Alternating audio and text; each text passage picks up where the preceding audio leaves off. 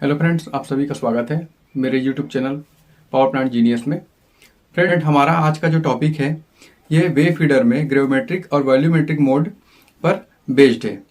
हम लोग ये जानेंगे कि वे फीडर में ये दोनों मोड किस तरह से काम करते हैं और किस जगह पर अप्लाई किए जाते हैं। फ्रेंड्स, पावर प्लांट में बकास, आयरन, कोल इस तरह के जो मटेरियल होते हैं उसे एक जगह से दूसरी जगह तक पहुंचाने के लिए हम वे फीडर का यूज करते हैं।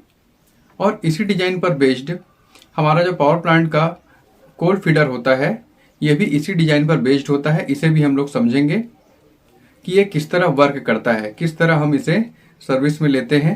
फ्रेंड्स, कोयले को कोल बंकर से कोल मिल तक पहुंचाने के लिए हम लोग कोल फीडर का यूज करते हैं। फ्रेंड, कोल फीडर में ग्रेविमेट्रिक मोड और वॉल्यूमेट्रिक मोड ये क्या होता है ये इंटरव्यू में पूछा जाता है, इसलिए आप इस टॉपिक को लास्ट तक बिल्कुल बने रहिए इस टॉपिक के साथ और इसे पूरा देखिए। फ्रेंड्स, हमें बॉयलर को नियमित ढंग से चलाने और इसके कोल फ्लो को मेंटेन करने के लिए कोल फीडर का यूज करते हैं। यहाँ पर जो हमने कोल फीडर का यूज किया है ये क्लोज्ड टाइप का कोल फीडर होता है, जहाँ पर बंकर का कोल फीडर में आता है और कोल फीडर में लोड के अनुरूप इसे कम या ज्यादा किया जाता है और कोल मिल में डाला जाता है और कोल मिल से कोल बॉयलर में चला जाता है। इसके ऑपरेशन में फ्रेंड दो प्रकार के मोड का यूज किया जाता है। पहला जो मोड होता है इसे वॉल्यूमेट्रिक मोड कहा जाता है और दूसरा जो मोड होता है फ्रेंड इसे ग्रेविमेट्रिक मोड कहा जाता है।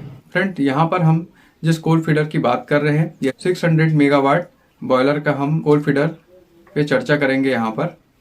और यहाँ पर देखिए ये इसका इनलेट गेट है और ये वाला भाग इसका इनलेट चूट कहलाता है। इसके ऊपर ये बंकर है जहाँ पर हमने कोल को स्टोर करके रखा हुआ है और इस कोल फीडर से कम या ज्यादा मात्रा में कोल को मिल में पहुंचाया जाता है, जैसा कि बॉयलर का लोड चल रहा होता है, जैसा हमें बॉयलर में कोल के लिए रिक्वायरमेंट होता है। और इसी के लिए हम यहाँ पर वॉल्यूमेट्रिक और ग्रेविमेट्रिक मोड का यूज करते हैं।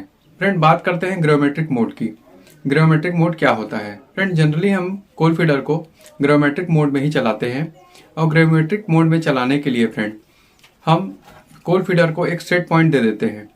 एग्जाम्पल के लिए हमने अगर 51 टन यहाँ पर सेट पॉइंट दिया हुआ है, 51 टन सेट पॉइंट के लिए ये अपने आप आरपीएम सेट कर लेता है और इसका जो कोल का कैलकुलेशन होता है फ्रेंड ये टीपीएच में होता है। पर आवर यहाँ पर कितना टन कोयला मिल में गया और मिल के थ्रू ये बॉयलर में जाता है। फ्रेंड, आप फ्रेम में देखिए ये कोल फीडर रनिंग पर है और इसके लिए हमने 51 टन सेट पॉइंट दिया हुआ है। मतलब ये 1 घंटे में अगर फीडर इसी तरह चलता रहा तो 51 टन कोयला कोल मिल में जाएगा और कोल मिल से कुछ कोयला रिजेक्ट होके बाहर आ जाएगा और बाकी जो कोल है ये फाइंस होगा। फाइंस होने के बाद में ये बॉयलर में चला जाएगा। यहाँ पर 51 टन जो सेट पॉइंट दिया गया है फ्रेंड, यहाँ पर इससे थोड़ा सा ये लोड वेरी करता रहता है, एक या 2 पॉइंट ऊपर या नीचे भी बीच बीच में होता रहता है, क्योंकि ये ग्रेविमेट्रिक मोड पर चल रहा है और ग्रेविटी के थ्रू कोयला ऊपर बंकर से नीचे कोल फीडर में आता है। फ्रेंड, इस सेट पॉइंट को फॉलो करने के लिए 2 लोड सेल कोल फीडर में दिए हुए होते हैं। आप फ्रेम में देखिए ये इसका लोड सेल कहलाता है। ये फीडर के राइट और लेफ्ट दोनों साइड में एक की संख्या में दिया होता है, जो कि सेट पॉइंट के फीडबैक को वेट के हिसाब से इनकोडर को देता है और इनकोडर इसे कैलकुलेट करके वीएफडी के माध्यम से आरपीएम को कम या ज्यादा करता है। यहाँ पर आप देखिए कि जो सेट पॉइंट हमने दिया हुआ है 51 टन, इसके लिए जो आरपीएम है ये 619 से लेके 627 तक जा रहा है। यहाँ पर होता ही है फ्रेंड, कभी कोल ज्यादा आता है कभी कोल कम आता है। इस कंडीशन पर इनकोडर यहाँ पर कैलकुलेट करके वीएफडी के आरपीएम को कम या ज्यादा के लिए सिग्नल करता है, जिसके थ्रू यहाँ पर आरपीएम कम या ज्यादा होता रहता है। अगर इस मोड में फ्रेंड अगर कोई गेट में, इनलेट गेट में अगर कोई चोकिंग होता है या मटेरियल किसी वजह से आना कम हो जाता है या कोई फॉरेन मटेरियल है जो इनलेट गेट के आसपास में फंस चुका है, उस कंडीशन पर कोल का फ्लो कम हो जाएगा। उस कंडीशन पर आरपीएम इसका बढ़ने लगेगा, क्योंकि हमने 51 टन का सेट पॉइंट दिया है। अगर कोल कम होता है तो 51 टन का सेट पॉइंट हमें नहीं मिलेगा, उस कंडीशन पर ये आरपीएम को बढ़ाएगा। तो कुछ इस तरह ग्रेविमेट्रिक मोड हमारा काम करता है और ये क्लोज लूप है। फ्रेंड, अब बात करते हैं हम लोग वॉल्यूमेट्रिक मोड की। वॉल्यूमेट्रिक मोड क्या होता है? फ्रेंड, ये अनकंट्रोल मोड कहलाता है, क्योंकि इस मोड पे हमारा जो लोड सेल होता है ये बाईपास हो जाता है और फीडर मोटर को एक फ्रीक्वेंसी पर सेट कर दिया जाता है, जिससे कि ये एक ही आरपीएम पर चलता रहता है। इसमें कोल फीडर के कोल का डिस्चार्ज क्वांटिटी पर कोई फर्क नहीं पड़ता। ये कितना जा रहा है इसका कोई कैलकुलेशन नहीं होता। ये अपने नियमित आरपीएम पर जितना इसे सेट पॉइंट दिया गया है, जितना इसमें फ्रीक्वेंसी सेट कर दी गई है, ये उसी फ्रीक्वेंसी पर चलता रहता है। इस कंडीशन पर अगर कभी इनलेट ट्यूब में कोई कोल चोकिंग होता है या कोई फॉरेन मटेरियल आकर फंसता है, उस कंडीशन पर भी ये उतने ही आरपीएम पर चलेगा जितने पर इसे फ्रीक्वेंसी दी गई है। कई बार जो इनलेट गेट होता है ये स्लाइड गेट होता है और बोल्टिंग लूज होने के कारण या कोल के गीले होने के कारण कभी कभी इसमें कोल की चोकिंग होने लग जाती है।